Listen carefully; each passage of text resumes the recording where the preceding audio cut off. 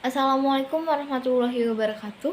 Perkenalkan, nama saya Arinil Hoir dengan NIM 4304020030.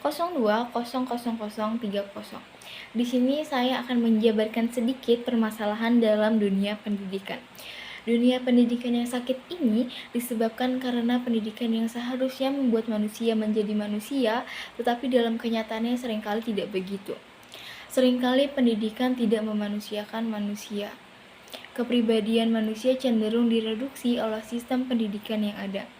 Pada masalah pertama, bahwa pendidikan khususnya di Indonesia menghasilkan manusia robot. Kenapa dikatakan demikian? Karena pendidikan yang diberikan ternyata berat sebelah, dengan kata lain tidak seimbang. Pendidikan ternyata mengorbankan keutuhan, kurang seimbang antara belajar yang berpikir dan perilaku belajar yang merasa. Jadi unsur integritas cenderung semakin hilang. Yang terjadi adalah disintegritas. Padahal belajar tidak hanya tentang berpikir, sebab ketika orang sedang belajar, maka orang sedang belajar tersebut melakukan berbagai macam kegiatan, seperti mengamati, membandingkan, meragukan, menyukai, semangat, dan lain sebagainya. Hal yang sering disinyalir ialah pendidikan seringkali dipraktikkan sebagai sederetan instruksi dari guru kepada muridnya. Apalagi dengan istilah sekarang yang sering digemborkan sebagai pendidikan yang menciptakan manusia siap pakai. Dengan kata siap pakai di sini berarti menghasilkan tenaga-tenaga yang dibutuhkan dalam pengembangan dan persaingan bidang industri dan teknologi. Memperhatikan secara kritis hal tersebut, akan nampak bahwa dalam hal ini manusia dipandang sama seperti bahan atau komponen pendukung industri. Itu berarti lembaga pendidikan diharapkan mampu menjadi lembaga produksi sebagai penghasil bahan atau komponen dengan kualitas tertentu yang dituntut oleh pasar. Kenyataan ini nampaknya justru disambut antusias oleh banyak lembaga pendidikan. Pada masalah yang kedua adalah sistem pendidikan yang top down, dari atas ke bawah, atau kalau menggunakan istilah Paulo Freire, seorang tokoh pendidik dari Amerika Latin, adalah pendidikan gaya bank. Sistem pendidikan ini sangat tidak membebaskan karena peserta didik dianggap manusia-manusia yang tidak pernah tahu apa. Guru sebagai pemberi mengarahkan kepada murid-murid untuk menghafal secara mekanis apa isi pelajaran yang diceritakan.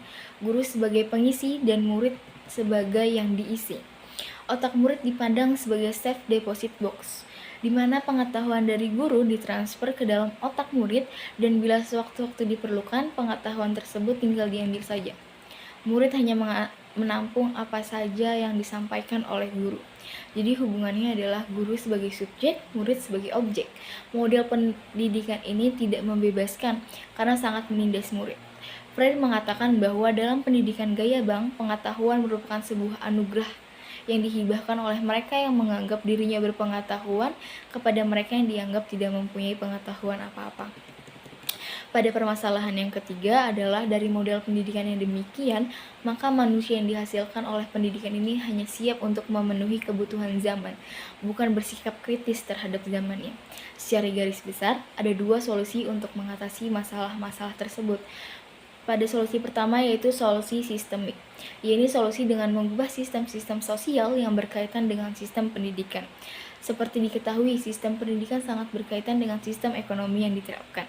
Sistem pendidikan di Indonesia sekarang ini diterapkan dalam konteks sistem ekonomi kapitalis, yang berprinsip antara lain meminimalkan peran dan tanggung jawab negara dalam urusan publik termasuk pendanaan pendidikan. Yang kedua, ada solusi teknis, yaitu solusi yang menyangkut hal-hal teknis yang berkaitan langsung dengan pendidikan. Solusi ini misalnya untuk menyelesaikan masalah kualitas guru dan prestasi siswa. Solusi untuk masalah teknis dikembalikan kepada upaya-upaya praktis untuk meningkatkan kualitas sistem pendidikan. Rendahnya kualitas guru misalnya, di samping diberi solusi peningkatan kesejahteraan, juga diberi solusi dengan membiayai guru untuk melanjutkan ke jenjang pendidikan yang lebih tinggi dan memberikan berbagai pelatihan untuk meningkatkan kualitas guru. Rendahnya prestasi siswa misalnya, diberi solusi dengan meningkatkan kualitas dan kuantitas materi pelajaran, meningkatkan alat peraga, sarana dan prasarana pendidikan yang perlu disediakan, Maka, dengan adanya solusi-solusi tersebut, diharapkan pendidikan di Indonesia dapat bangkit dari keterpurukannya, sehingga dapat menciptakan generasi-generasi baru yang ber-SDM tinggi, berkepribadian Pancasila, dan bermartabat. Demikian yang dapat saya sampaikan, kurang lebihnya mohon maaf. Wabillahi taufiq wal hidayah. Wassalamualaikum warahmatullahi wabarakatuh.